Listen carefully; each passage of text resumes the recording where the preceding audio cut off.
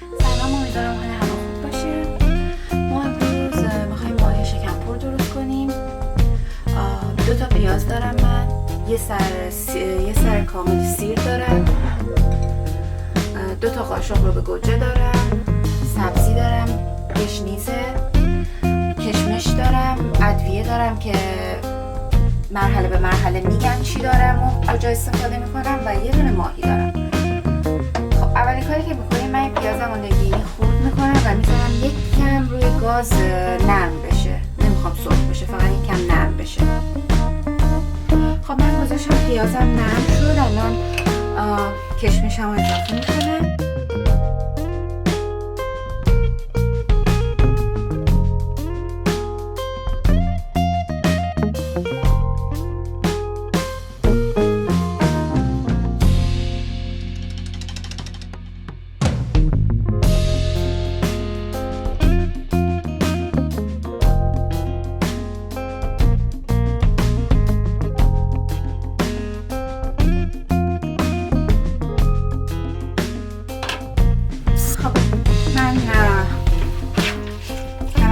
مخلوط کردم، مزه کردم، نمکش و اینا به اندازه لازم بود. الان میایم در مرحله دوم برای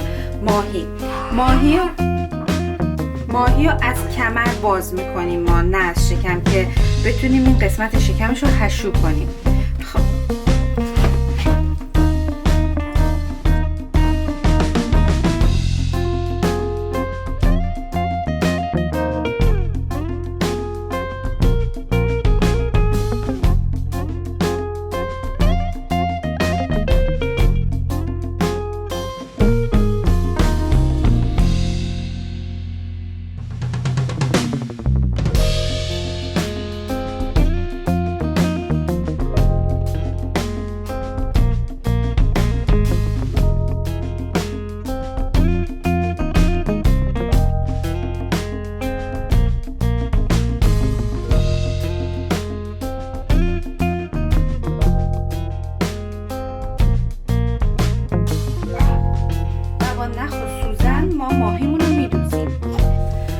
توی مرحله ماهیمون رو دوختیم. الان میریم مرحله بعدی و پیازمون رو میذاریم تا سرخ.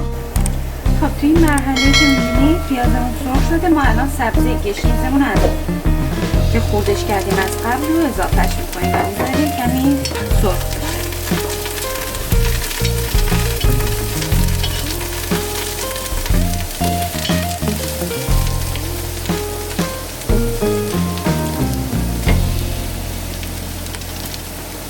خب میذاریمش تا زمانی که بوی سبزی در بیاد. الان توی این مرحله ما سیرمون رو که رنده کردیم و اضافهش میکنیم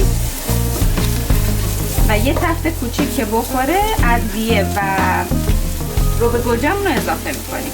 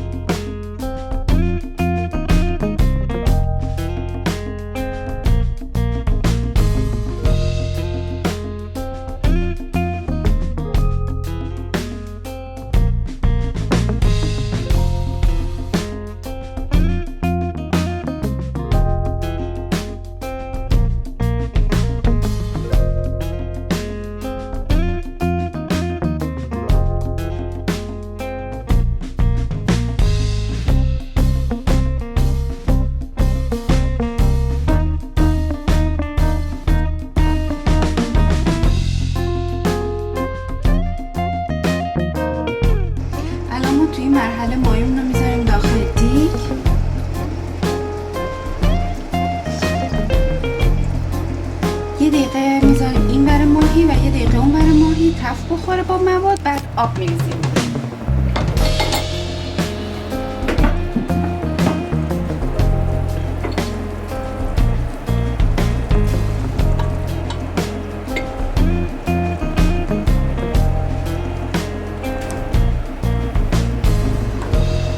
الان ماهی اون بر میذاریم.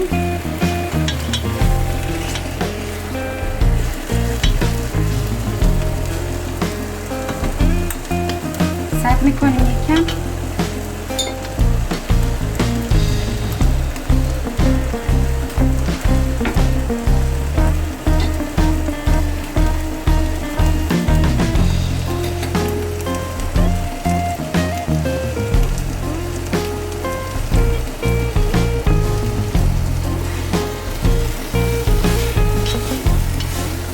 فقط روی ماهی رو بگیره، نه زیاد.